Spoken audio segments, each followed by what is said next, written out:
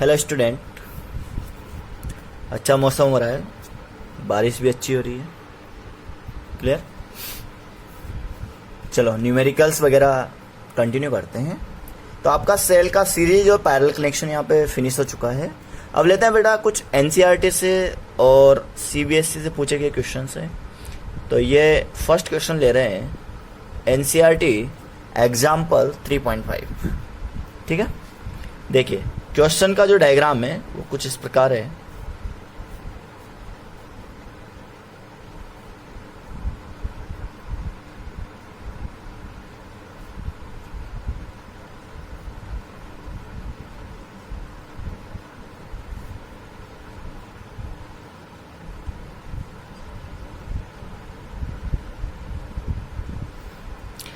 ये आपका ए से लेकर बी ब्रांच हो गया, ये बी से लेकर सी ब्रांच हो गया और सी से लेकर ये डी ब्रांच हो गया।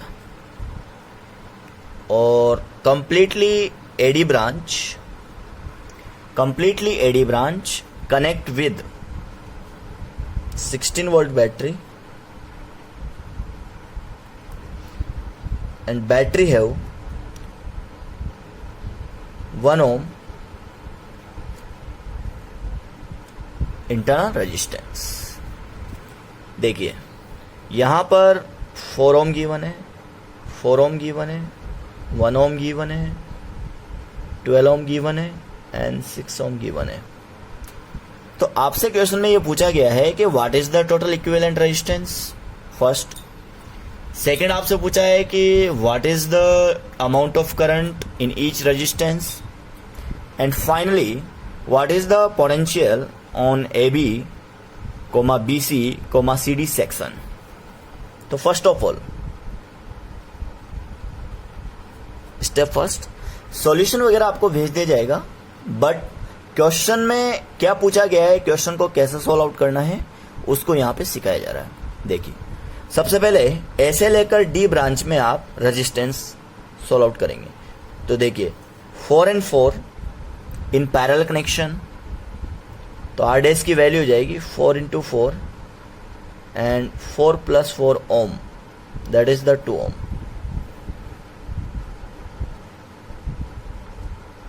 12 ohm पैरेलल विथ 6 ohm, तो 12 into 6 divide by 12 + 6, now R dash 3 ohm। Clear, या 4 ohm। 6 से 18 3 टाइम्स कटे, 3 से 4, तो ये हो गया आपका 4 ohm। What is the finalise connection in AD branch of resistance, ये डी और ये ए। यहाँ पे तो आएगा 2 ohm, यहाँ पे आएगा 1 ohm और यहाँ पे आएगा बेटा 4 ohm। तो एडी ब्रांच का जो कैपिटल आर निकल के आ रहा है वो कंप्लीट हो गया 7 ohm, क्योंकि 2 ohm, 1 ohm and 4 ohm already series में कनेक्ट है।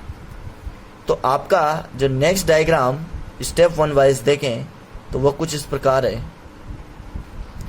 आर की वैल्यू होगी 7 ohm, स्मॉल आर की वैल्यू 1 ohm और वोल्टेज हो गया 16 वोल्ट, जिसे ईएमएफ का नाम देंगे। तो what is the amount of current, E upon R plus small r से सॉल्व आउट करेंगे तो ई की वैल्यू तो हो गई 16 वोल्ट और ये हो गया 7 + 1, दैट इज 2 एम्पियर। क्लियर। तो first of all the amount of current flow from in this battery, that is 2 ampere. अब मैं आपको डायग्राम के अंदर कुछ पर्टिकुलर पॉइंट्स सिखा रहा हूं। देखिए बेटा यहां पे आई करंट फ्लो हुई, ये I1 और I2 में ब्रेक हुआ, ये अगेन आई करंट फ्लो हुई और ये I3 एंड I4 में ब्रेक हुआ और ये नेक्स्ट वापस आई करंट फ्लो हो गई। क्लियर। स्टेप सेकेंड, अब यहां पे I1 और I2 करंट की बात करते हैं तो आपने देखा होगा कि जो AB ब्रांच है उस AB ब्रांच में 4 ohm parallel with 4 ohm, 4 ohm parallel with 4 ohm है। इसका मतलब इक्वल रेजिस्टेंस के केस में करंट भी इक्वली डिवाइड होगी, और करंट जब इक्वली डिवाइड होगी इसका मतलब I1 और I2 कंप्लीट 1 एम्पियर में इक्वली डिवाइड हो जाएगी। देखिए क्यों, क्योंकि यहाँ से लेकर यहाँ तक 2 एम्पियर करंट आ रही है, यहाँ पे जंक्शन पे आने वाली करंट इनकमिंग करंट 2 एम्पियर है, और ये 1 एम्पियर में ब्रेक होगी, बिकॉज रेजिस्टेंस लेवल क्या है बेटा, इक्वल है। इसका मतलब यहाँ पे पोटेंशियल लेवल भी क्या होगा, इक्वल होगा। अगेन 1 ओम से कितनी करंट पास होगी, again 2 ampere. Now 2 ampere will be divided in order of 12 ओम। अब आपको यहां सिखाया जाएगा CD ब्रांच में कि इसमें I3 करंट फ्लो हो रही है 12 ओम के साथ, इसमें I4 करंट हो रही है 6 ओम के साथ। तो देखिए इस ब्रांच पे जो पोटेंशियल होगा वो इस ब्रांच के बराबर होना चाहिए, ठीक है। देखिए बेटा, तो अकॉर्डिंग टू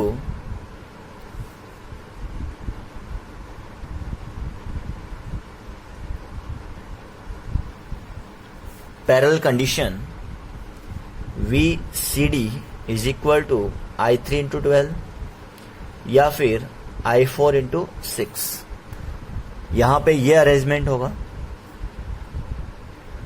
ठीक है। इसका मतलब I3 into 12 is equal to I4 into 6 से सोल्व आउट करेंगे तो I3 divide by I4, 6 divide by 12, that is the 1/2। इसका मतलब I3 I4 का जो रेशियो आ रहा है वो 1:2 आ रहा है। क्लियर? तो what is the I3? 1 part of complete I upon 3, 1 part I की वैल्यू 2/3 एम्पियर, तो 2/3 ampere. What is the I4? 2 part of I upon 3, तो 2 इंटू 2 डिवाइड बाई 3 एम्पियर में, तो ये हो गया 4/3 एम्पियर। इन दोनों को अगर आप अगेन ऐड करते हैं तो आपको 2 एम्पियर मिलेगा। बात आती है अब पोटेंशियल लेवल की। पोटेंशियल एट AB, तो 4 ओम के साथ I1 फ्लो हो रहा है,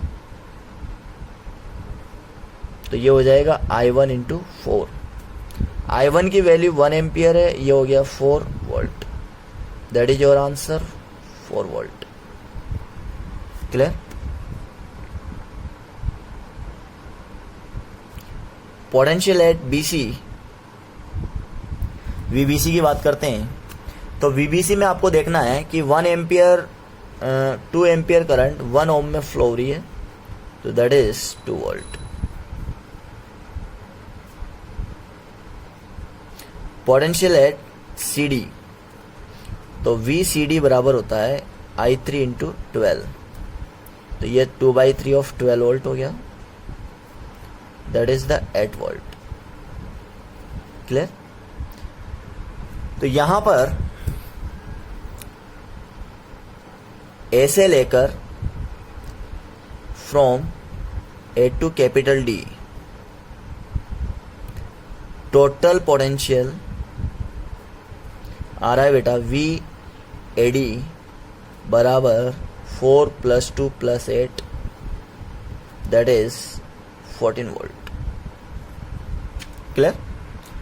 और 16 वोल्ट में से अगर 14 वोल्ट को लैप्स करते हैं तो रिमेनिंग जो 2 वोल्ट है वो 2 वोल्ट इंटरनल रेजिस्टेंस पे खर्च हो चुका है। क्लियर बेटा? देखिए लेते हैं नेक्स्ट क्वेश्चन, सेकंड क्वेश्चन है। देखिए बेटा, क्वेश्चन नंबर 2 आपके पास है 5 वोल्ट और 9 वोल्ट कनेक्ट है, और एक्सटर्नल सर्किट में आपको गिवन है 4 ohm series with connection of 3 ohm parallel with 6 ohm. Clear? आपको इस पर्टिकुलर क्वेश्चन में capital I current flow out करनी है एंड लास्ट 3 ओम रेजिस्टेंस से कितनी करंट फ्लो हो रही है ये कैलकुलेट करना है। तो सबसे पहले नेट EMF देखिए बेटा, 9 वोल्ट से करंट इस डायरेक्शन में फ्लो होगी, 5 वोल्ट से करंट इस डायरेक्शन में फ्लो होगी। क्लियर? तो यहां पर ये देखने को मिल रहा है कि 9 वोल्ट से करंट इस डायरेक्शन में फ्लो हो रही है और 5 वोल्ट से करंट इस डायरेक्शन में फ्लो हो रही है। तो what is the complete net EMF? E की जो वैल्यू होगी वो होगी E2 माइनस E1। तो ये हो गया 9 volt minus 5 volt, that is the 4 volt. Clear? External circuit की बात करें, 3 पैरेलल विद 6 और 4.5। तो ये 3 parallel with 6 into 3 18 divide bye 6 plus 3 9। मतलब ये आपको यहां पर आर डैश कैलकुलेट करवाएगा। इसका मतलब है क्या, 3 into 6 divide by 3 plus 6 ohm, 18 divide by 9 ohm, that is the 2 ohm. और 2 ohm connect with 4.5 and plus 0.3 and 1.2। तो यहाँ पे जो टोटल रेजिस्टेंस आपको निकालना है, तो टोटल रेजिस्टेंस आर तो हो जाएगा 4.5 प्लस 2 ओम, तो आर की वैल्यू होगी 6.5 ओम। और इंटरनल रेजिस्टेंस हो जाएगा R1 प्लस R2। R1 की वैल्यू है 0.3 plus 1.2, then R would be 1.5 ohm. तो टोटल रेजिस्टेंस R डैश हो जाएगा R plus small r। R dash की वैल्यू है 6.5 plus 1.5 ohm, that is the 8 ohm. Clear? अब आपको इस क्वेश्चन में करंट कैलकुलेट करनी है। देखिए एक बार, 9 वोल्ट माइनस 5 वोल्ट किया तो आपके पास 4 वोल्ट आया। रेजिस्टेंस आपने चेकआउट किया तो 2 ओम plus 4.5, that is your answer 6.5। और internal resistance R1 plus R2 connect किया, that is your answer 1.5। Now total resistance is 8 ohm. Clear बेटा? देखिए बेटा, now current E divide by R plus small r से निकालेंगे, तो ये हो गया 4 volt divide by 6.5 plus 1.5 ohm, that is 0.5 ampere. Clear? अब लेते हैं नेक्स्ट पार्ट कि 3 ओम रेजिस्टेंस से कितनी करंट फ्लो होनी चाहिए। ये 4.5,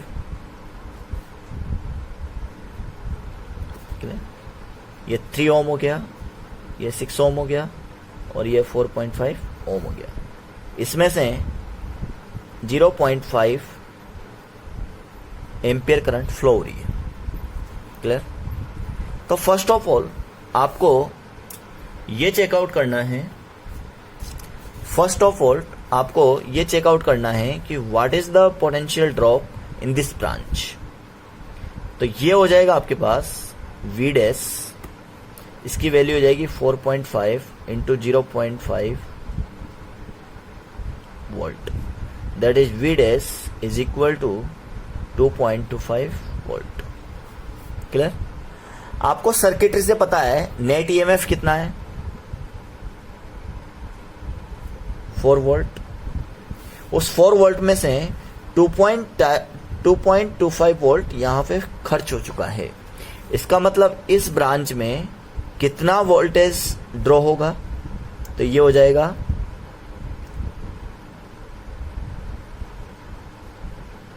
रिजल्टेंट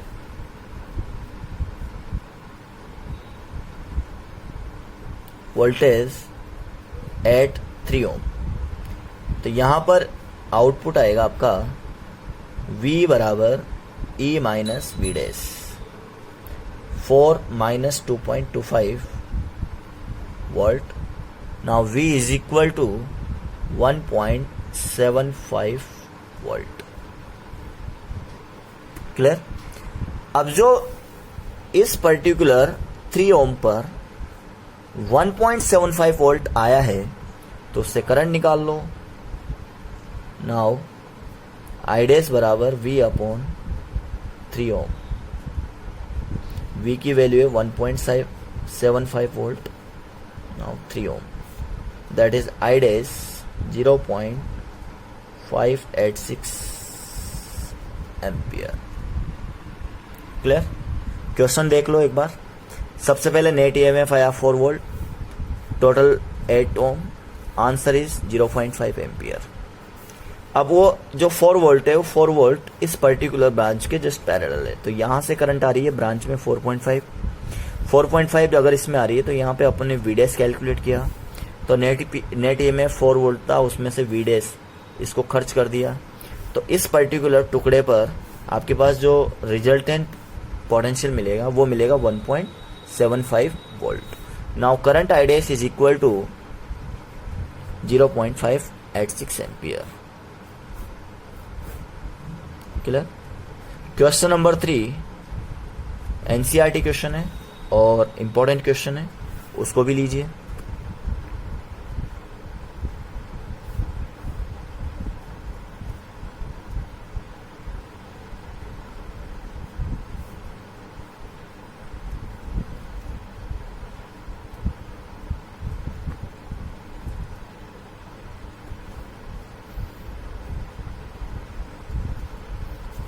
देखिए बेटा, एनसीईआरटी का क्वेश्चन गिवन है 8 वोल्ट का जो सेल का कॉन्टेक्ट है, जैसे मान लो 8 वोल्ट सेल है, 8 वोल्ट का सेल है और इसका जो इंटरनल रेजिस्टेंस है R वो आपके पास है 0.5। Clear it? तो सबसे पहले सेल को चार्जिंग मोड पे डाला जाता है, सेल ऑन चार्जिंग मोड। जब सेल को चार्जिंग मोड पे लगाया गया है तो ईएमएफ जो आपको चार्जर बैटरी दी गई है वो 120 वोल्ट है, मतलब हायर ऑर्डर ऑफ बैटरी। तो आपको कुछ भी नहीं करना, इस पर्टिकुलर सर्किट में कंप्लीट आपको क्या देखना है, करंट देखनी है। देखिए बेटा, 120 वोल्ट से करंट इधर निकलेगी, 8 वोल्ट से करंट इधर निकलेगी, तो both are in opposite case. अगर दोनों की करंट अपोजिट है तो इसका मतलब नेट रिजल्टेंट ईएमएफ क्या हो जाएगा, 120 माइनस 8 वोल्ट। तो यहां पर चार्जिंग मोड के लिए जो इक्वेशन आती है वो आती है V is equal to E minus IR, लेकिन चार्जिंग मोड पे प्लस यूज करते हैं, तो what is the value of current, E minus V upon total R जो आपको देखना है वो हो जाएगा R नेट। क्लियर? तो चार्जिंग मोड के लिए आप यूज कर रहे हैं V is equal to E plus IR, लेकिन यहां पे जो R यूज होगा वो R नेट यूज होगा। Clear? What is your equation, 120 volt minus 8 volt divide by small r plus capital R, small r plus capital R यहां पे use होगा। तो 120 माइनस 8 ये हो गया 112 वोल्ट, और ये हो गया आपके पास 0.5 प्लस 15.5 ओम, तो 112 डिवाइडेड बाय 16 एम्पियर, ये हो गया 7 एम्पियर। इसका मतलब जो फाइनल करंट मिलेगी वो मिलेगी आपको, फाइनल करंट जो मिलेगी वो मिलेगी बेटा इस पर्टिकुलर सर्किट से। अब cell is on charging mode. अगर यहां पर सेल को चार्जिंग मोड पर लिया गया है तो इस पर टर्मिनल वोल्टेज चेकआउट करना है, तो इसका टर्मिनल वोल्टेज क्या हो जाएगा, 8 वोल्ट तो पहले है plus I into small r।